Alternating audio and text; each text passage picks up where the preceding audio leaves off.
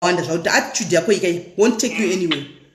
Dokumbira ndaitokumbira kuti communication telefone telefone ndakasimuka tikashauda ndatitora zvinenge point tinenge tafonera to solve zvinenge kuti solve tichifonerana dokumbira kuti andipo time yekuti ndimufunge no what time muri kuita noise handichinasa kunzwa yanzvadzi muri kubreaka muri kubreaka tida kuzama kugadzirisa imirai muri kuzama kubreaka tisikunasa kunzwa izvakanaka.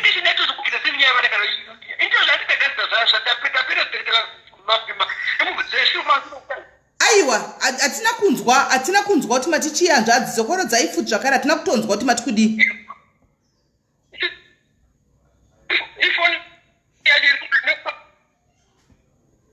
Inetwork ndachikumbira kuona ati kuitagadzira zvinzi communication yedu ichiva fluent tichitaurirana tichitaurirana kana tindenge zvinoenda kuti zivewo ndofona ndibvunzawo zvo nopindirwawo zvinoenda kuda zvine tichidangana tichipuwa topuwa zvini ticommunicate kita tisiwane kusolva kuti yaivana ifambi zvakanaka. Amen.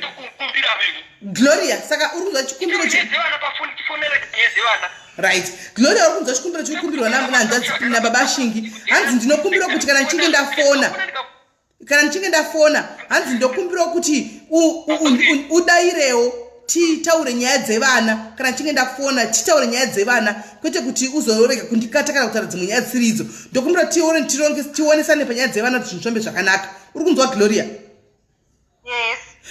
Iwe nyaya yekuti kana vazofona utoka kuvatuka uchivatukira dzinza ravo uchivatukira munin'ina, you should kneel down and pray namata kuti Mwari vakuite uite move on pazvinhu izvi. It's a move on pazvinhu. Kana Mwari vakati ndewako munin'ina ndoda kuudza, give it time, be a good wife, give it time. Kana Mwari vakati murume uyu uchiri kumuda ndewako, the attitude won't take you anywhere. Mwari vachakudzosera in the midst of wakarivara uchangoona vati bvuchu ndakuya, but ukanamba uchiwedzera ane attitude yakadai so antiona, I'm telling you, you are destroying everything. Mira panzvimbo iwawa, keep praying. Antika kana vafona vachida kutaura zvinhu zvavari kukumbira, kana vafona vachitaura nyaya dzevana, please accommodate him vataure nyaya dzavana dzevana. It doesn't hurt. Anditika it doesn't hurt. Zvininipisa kune pundutso. Anditika kune pundutso. I know munin'ina, I know what you're going through, I know handiudzwe, I know what you're going through, but ndati inini kana chinhu chiri chako Mwari vakanyora kuti ndechako, keep on praying.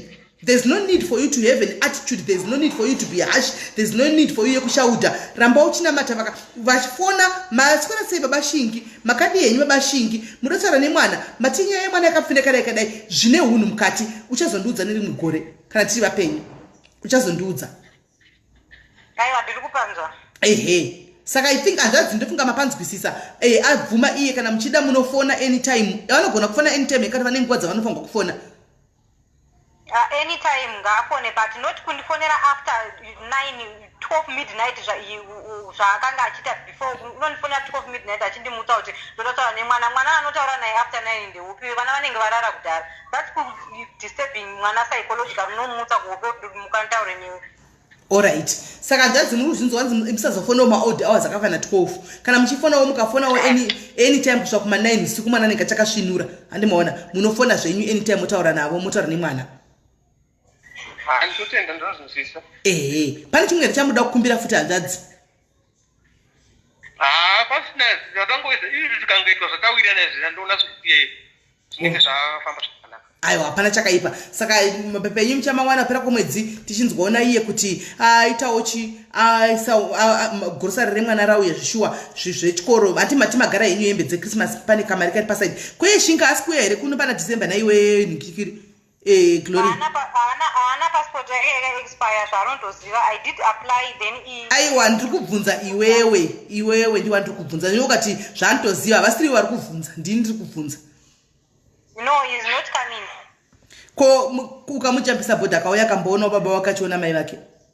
If he pay the money for the jumping the border.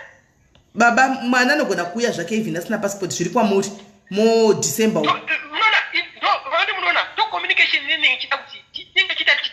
Amen.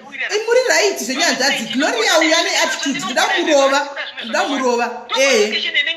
tionesana kana iti ndomuda chamaranda ndakonewa kana pane chikwanisa communicate tiuna pane zvinhu zvevana I don't have any problem I can tell by all means igadzizvo zvevana vangu ndizvozvo Gloria chakurova Gloria anishambe munhu tionesana chidini ndizvozvo communication yakanaka nechitaura navo vana chitaura naye chitaura as long zviri zvevana andina stress andina pendinongokonera ndingakonewa hangu asini I can try asi iyewo Gloria anobvumidzwa kungokufonerawo kapa before 9 anytime mukachitaurawo zvevana ka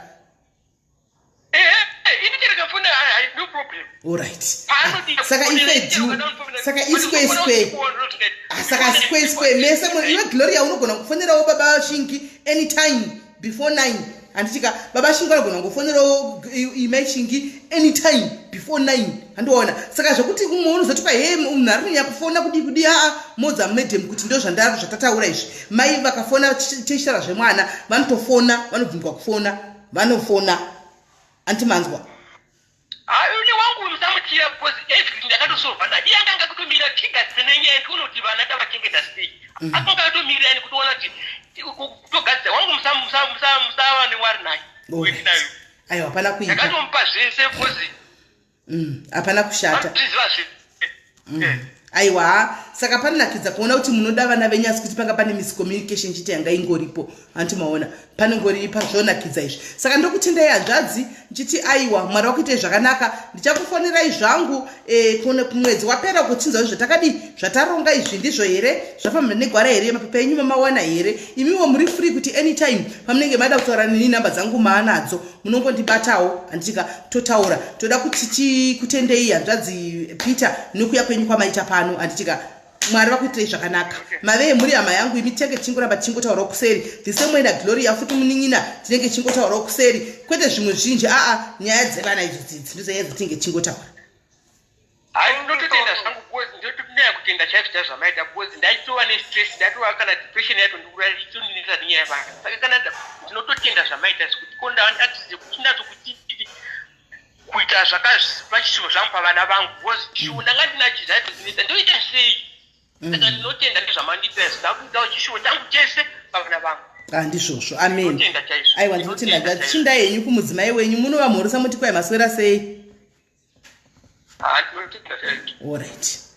right Gloria tasara newe manje Gloria and if I don't tell you the truth mnin'ina ndinenge singakufariri if I don't tell you the truth ndinenge singakudi Gloria I know you are hating I know une bitterness I know murume wako uchiri kumuda kana wanzwa ndataura pachikuru paadzoka ndikati kana zviri zvako andika ari wako you will come back the only thing that you need to do don't show him don't show the world that you are bitter handitika fuga muramba uchingonamata kuti Mwari kana makati ndewangu achadzoka pano kana makati hasi wangu ini ndichawana wangu nita move on noupenyu hwangu handitika ndichakangana nezvake there is no need for you to be bitter munin'ina handitika let go keep on praying I know uri kuda murume wako ndozviziva and that you don't need even to convince me otherwise because ndakazviona kubva tichitaura andiwaona uri kuda munhu wako and you hoped kuti you are hoping kuti one day achadzoka achadi and you are hoping pane zvinhu zvinogona kuve zvakaitwa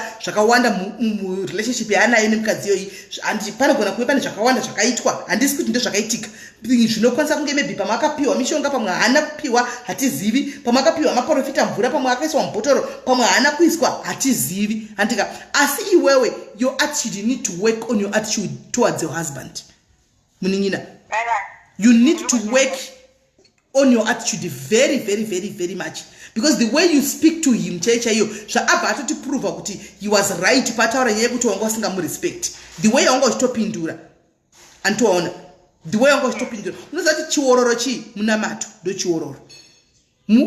chiororo munamato pfugama zvichirwadza zvakadaro zvichigomedza zvakadaro uchifunga uchiimajina zvinhu zvimwe maybe zvisipona zviripo ka chiororo ka kunamata andiunzwa saka iwewe ndiwe uri padiaris murume wako asi padiaris toda kuti murume wako avangobvuma kuuya pashow but I don't know kuti akazofollowa here page kana kuti tone down kaurafu kaona kwaka naye murume wako ka side ranoziva unaro paanouya next time adakutora mwana ka ngaave surprised kuti ko mukadzi what's going on ngachimboonawo zvakanaka ajaira kuona the bad side of you, uchimuitira hasha, uchimushaudha, uchimutuka, uchimupazira mota. Let him see kuti there is a good side kwako zvakare. Baba shingi maswera sei munotora mwana uraiti pakanaka woenda pamwana mukusekerera antiona usave emotional kana uchitaura navo kola hello pane kola vada kubatsira I think panapa kola hello ndaswera maswera sei koda ndiri right muri sei ndiri ndiri kuinzwa nyaya iri pano isisimeri ini ndidongotara hangu ndakarekera saidi raSisi Gloria kuti Sisi Gloria ini nangu panyaya yese yamanga muchitaura chandisina kufarira ndechekuti kampindiro kavari kuita kacho shows like inini pachishona chedu tinechiti munhu uye akanyenama munhu uye kuti like type yekuti inini handinzwa roba handimukupa understanda zvafanana nemukadzi kana uri mumba chaimo ukaita makwikwi kuti simukatienzana nemurumeka hapana chinombobuda aba handichinokuziunderstanda. So attitude yaSisi Gloria even yaongwa nemurume wavasingashadana I know kuti picture yakanaka inobva yatoshowa even nebackground pacho kumashure kuti mumba macho manga musina kana respect as well. Saka chandongoda kutaura kunaSisi Gloria ndechekuti ipapa takashinzwa mukoma Peter vachiti zvese izvi vanokwanisa kuita sei kukuitirai maererano nemwana wenyu kuti mwana aende kuchikoro kutomenshena mega kuti mwana wenyu aendeswe kuchikoro chinodhura. Chinongoda kunzwisisana motaurirana mwana oendeswa kuchikoro chinodhura zvakawanda izvo motonamata Sisi kutopfugama nemabvi kana muchiri kuda murume kutonamata kuti Mwari kana muri makamboudza baba washingi muupenyu hwangu hakuna chakwaanoenda Mwari vanoda kuudzwa hanzi zvoniconfess with your mouth zvaunotaura nemuromo Mwari ndo zvavanoita but mimi mukaita kaundere kuti rega ndimufixe because akaita this and this muupenyu revenge yacho haina zvainobatsira because sometimes unogona revenge zvotobva zvatozodirwa ndichakutodhakwa chaiko asi mukapinda muromo menyu mimi mukanamata kuti Mwari ndakamboita vana 1 naye murume uyu chinga akutoenda form 1 izvezvi ari kutoenda form 1 saka uchazonetsa chini nekuti Mwari makati zvini vanhu vanofanira kunge vari pamwe chete nemhuri yavo toda kuudza vana vangu so apawo imimi wacho muchidzorekawo attitude kuti kana uri munhu wechikadzi mukadzi akanzi anochita pasi pemurume zvirereka kwete kuti murume akataura bhesi moita mira tienzane tese monge muchidhonzerana muchikakatana muchikakata hapana kana wani chamunobuditsa apa. Amen. Thank you very much Kola for this wise words. Thank you very much. Thank you so much. Thank you. Turn down a little bit mningina. Ndoda kuti madiaries ese ari pana pamumbotenga bhuku rakanzi prayer room. Handitika prayer room mumbotenga bhuku rakanzi prayer room mumboverenga bhuku iroro. Handitika newewo including you Gloria I want you to go and look for that book. Handitika war room is it war room kana kuti war room or war room or prayer room something like that. Takaverenga udhara handichazivi mumboverenga that bhuku iroro uchaona rinokubatsira zvisingaiti. Kola hello. Hello, Sumere, ndinokubatsira Gloria. Pakuti Gloria, like zviri Gloria anofanira kuzvinenepisa 2 mabasa ake ese akanaka akaitira murume wake kubva pekutanga patangira nyaya aratidza kuti Gloria munhu akanga ane mwoyo wakanaka zvekuti but mwoyo wake uri kuoverridwa nepati yekutaurisa kwaari kuita because akashandira mhuri yake akashandira family yake akashandira murume wake but zvese izvozvezvi zvakuvharwa because of attitude yaye iri kubuda yekutaurisa kwake zvekuti zvakanaka zvese zvaakaita hazvichaoneke because kutaura kwake. Point number 2 ndezvekuti even murelationship hazvishandi zvekuti ini ndine dzimba dzangu ndine mota yangu ndikazodini especially uri mukadzi hapana murume anoda kugara musituation yakadaro yekuremind wanzi ini ndine zvakati zvangu kunyange dai anga achida kudzoka anotanga kumwatisa zvinhu kana zvichiri kutaurwa nanhasi hanzi zvinonzi nyangwe pitcoat ikaita yegold ikagadzirwa nemadiamonds nei inogara mukati mehembe aizombofya akapfekwa pamusoro pehembe. The same applies kana ari mukristu zvake munhu ari kuzvinzwa uyu kuti kana uri mukadzi Bible noti zvisubmite pasi pemurume wako hazvifaniri kushambadzwa and let kuti ita kuti vanhu vahama dzake ndo dzinofanira kutozokumiririra tiri kuona kuti sho wakasimudzira mwana wedu saka mukutaura umu ngaite even like what you're saying Sisimeni zviri kutoonekwa baba vari kuda mukadzi wavo zvekuti even kufona 12 midnight zviri kuonekwa kani kuti saka ndamuti gaita work out on her attitude baba vanodzoka anodawo murume wake naye zvinonyatsooneka zvina two ways izvo kana kufanana 12 midnight kuda kungocheka kuti uri mumba here kuda kucheka kuti hauna kubuda here kana kuti hauna mumwe munhu here auinaye it means mwoyo wako unenge uchitokufunga 12 midnight idzodzo but kana ukashaya wisdom manje kuzviona unotanga kutomupopota unotanga kumutuka right now work on that namata ndiwo unoramba utongori mai guru anotodzoka kwauri ende ane right yekudzoka because ndiwe mukadzi wake wekutanga maini vanotozongonzi handiwaiziva kuti ndine mukadzi wangu kana zvinhu zvafamba but just work on kutaura kwako and wonamata. Thank you Sisimeni. Amen. Thank you very much. Thank you Gloria. There, right. True. Uchaanzi kwave nemovie rinonzi ndakaona kuti ndakaverenga bhuku chokudhara rinonzi War Room. Tsvaga movie rakanzi War Room hanti uri wega umboverenga uone movie iroro handika uona movie rakanzi War Room irorero uri one uchazondiudza you tell me wega handiona and be the kind of a prayer warrior arimo I don't know how the movie was acted anyway ndakaverenga riri bhuku hantiwashona. So itasa izvozvo because from the way this husband is saying is talking zvinodatsara newe akuda kuti ndosaka ndachini ndikakusai murumu one but munhu angabvumi handiona because hatisi kuziva chokwadi kuti angari paside pemukadzi here kana angasipo kana kuti chiplaza angachiziva kuti ari pane vanhu pashow handiona anogona kuramba but iwewe chingwara manje you are going through a testing time uri panguva yekutestwa handiona but ukasimudza voice ukaiti machongwe maviri hapana chachinja unhu uye hauna kuchinja iwe chiramba wakadii wakaita ichita kungerema zvako chimuseparate imwe attitude yanga asingazivi especially apa muchinoka zvinhu zvevana venyama uzoona zvichaitika pamberi apa chazotudza kuti ndaya kuzotaura nababa vaya kuti vakazodzoka kumba handiona wega uchaziva kuzotudza panapa because ndikuona kuti uri munhu asiri kuda kuita zvokuchinja varume izvi handitiwaona ndozvandiri kuona izvozvo handimaona saka I think ndo advice yawapiwa nevanhu vadiaries tikaramba tipanapa dzatodzeve 7 taita mahours akwana tipano 3 lives tikada chidzoka. So thank you very much munin'ina wangu tiramba chipatana kuseri be humble ukaona kukundigwa nehasha papaika try kuavoida makosi kana kuti uya kwandiri nditambe fara iwe umbopora umboita cool down handitika then kana waita cool down wozonokontinya kutaura naye handisi kuda kuti uporonge zvinhu zvandiri kuona pamberi apo zvichizonaka handitoona so tinokutenda munin'ina. Thank you very much. God bless you ne good luck. Right abadona right guys saka ndonyaya tatinayo muzuva yanhasi guys at least we are happy kuti we didn't break it guys. Actually we have made it andika yanga iri break it or made it handitika I don't know what was happening nefoni yangu yanga ichingodzima yega because maybe ndaichaja battery or something handizivi yanga iri break it or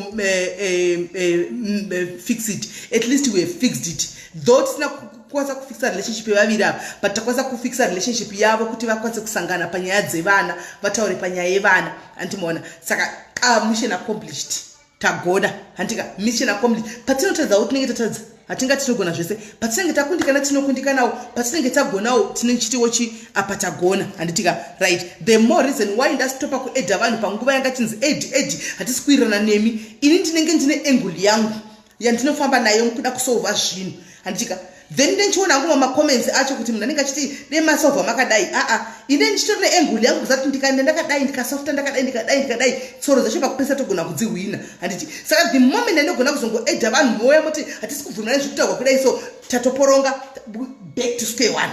We are back to square one kana kutozoramba kugadzikana chose handimaona ndosana nchiti kudi tinongofamba negwaradi ndowandoedha ndofamba ne angle yangu takadaro handitika chandinongonidha kwamuri madiaries ndekuti panyaya dzakafana neidzika kungoramba muchingontinamatirao kuti tive newisdom yezvinhu zvakafana nenyaya dzakafana neidzi because avauya palive kune vakawanda madhimini angu anozviziva atinobatsira kunyaya dzakafana neidzi kusiri pano zvoti pamba chipana chida wisdom chaichaiyo wisdom iri stronger iri deeper handimaona but ndosvika pambokuti alright nyaya indainzwe can I call you mangwana uchimbonyatsogaya kuti but mwari apa pandopa handler sei singatouyi panapa at least ava vati vangu vachida kuya pano saka nechingoti guys chandongoda kwamunenge muri ngona matamongoti musakanganawo mai vaya handika kune vamwe vari kuenda negweseri kuseri vaya vasiri kuenda pamhepo vaya kuti wisdom irambe yakadi pasave nechinhu chinonzi takazonoputswa kwasisimeli tokwatakanopfutsirwa zvive zvokunzi vanoti aiwa takanovakiwa kwasisimeli ini zvangu zvakaita kwasisimeli hatikazoti tinogona zvese zvimwe zvinorambawo because vana vanenge vari stubborn handimaona vanenge vari stubborn, but kune vanenge vachida kubvuma kuteerera sevava vese vabvuma kuteerera, tinofamba nebhora, tinoenderera mberi, handimaona kusvika mhuri yaiita handitika. So guys, I'm not feeling okay. Flu yakandirova, flu yakandikaka singaiti. Thank you very much guys. You feel kuti une shamwari yako handika muda kugadza ushamwari wenyu uri pending, une ex wako hapasi kumirawo zvakanaka, muri kuda kugadziriswa kuti pave nezvinhu. Vazhinji venyu vakadzira ndokugara ndichikudza nyaya yeattitude, muchiti kwanza hazviti tikurarama 21st century, hazviti ndofunga mazvinzwira. Handisiri ndodedza baba kuti uyai kulive kana kuti ndovakati vanoda kuuyawo pashow. Mazvinzwira nyaya yeattitude ndogara ndichikudzai muchiti kwanda zvechichembere, havasi vanhu vakura, vana vadika. Ndichikudzai kuti varume vanogoda respect yacho yoyo, moti it's end, it's what mazvionera. Handisi nyaya iyi yango ameno, it's up to you guys. Ndimi bhora nderenyu, fuka kana kuwarira bhora nderenyu. Mozozvibvunza kuti kwai muchafamba muchiti kwanzi isusu varume vedu takavaisa mabhotoro, takavaisa mahari makore akawanda tinawo. Hapana, zvimwe zvinhu zvidiki zvatinongo apply, so zvisina kana nebasa rese mumamereji momunhu zvinokuita kuti vangoti rega tigare. Handimaona tigare muno ndoendepi because ndongozviwana pano. Handimaona, I'm not saying kuti imba yako ino, but ndikutiwo batsiridza kuti imba yako imire. Handiona kwete ngoti handina chero zvaita ndinyengerera ndika handikoko hameno chinini ndozodai ndo pakupedzisira ka ndionosafa nevana vacho. Iye alimona akanga tamuvhu one mukadzi wake atokangama kuti kune vana vamwangu variko. Handimazvona atokangama kuti kune mumwe mukadzi vanhu. Thank you Monica. Akatukangama kuti kune vamwe vana vanga vatoriko. Handimazvona zvoti denda ndisina kumupresa kuseri murume uyu, tikazouya naye pano tikamupresa pano, yaingofa yakaloda yesilinda, yaingofa yakaloda. Handimaona, so yanga iri part 3 yenyaya 1, part 3 ye1 nyaya guys, taswera pano. Handimaona, so guys, I'm open. Uchida kuya huya, nyaya yako yaunayo huya. Masrei queen muri kuda kusarenda zvinhu zvousrei queen izvi, huyai nenyaya dzenyu mupewo vamwe lisai mudzisise vamwe. Handitika kuti ndizvo zvinoitwa. Mabita mamas, please musadeprive vana. Handitika kuti vaone chi vana baba vavo. Ndazvitaura before sandaziva kuti nyaya dzichabuda pano idzi, ndangozvitaurawo in passing kuti zvimwe zvevana mai tinotaura mashoko akati akachudza vana chididiri ndakazvitaurawo in passing, but mazozvinzwira zvakutaugwa chi pashow apa. Handimaona, saka zvimwe zvena ingodiyo ingoitai muchingodzoredzera. So handiona itai muchidzoredzera guys. Kudzoredzera kwakangonaka, kudzorana kwakanaka, pana patiputsi, pana katinovakana. Handitika right, mwari kuitire zvakanaka. Hanzi Apostle Mamboti vari kufona. Hatodzokera bheki kunyaya yaya futi guys, takukanganisa show yedu, tozovabata rimwe zuva. Apostle todzokera futi kunyaya iyi kwanengikiri, tapedza show isu teta kubva na 3 4 5 6 7 tiri pano 5 hours ndosaka live dzachichikatwa. Handimaona, so guys mwari kuitire zvakanaka. Bless you, muve nousiku hwakanaka. Nditika love you very much.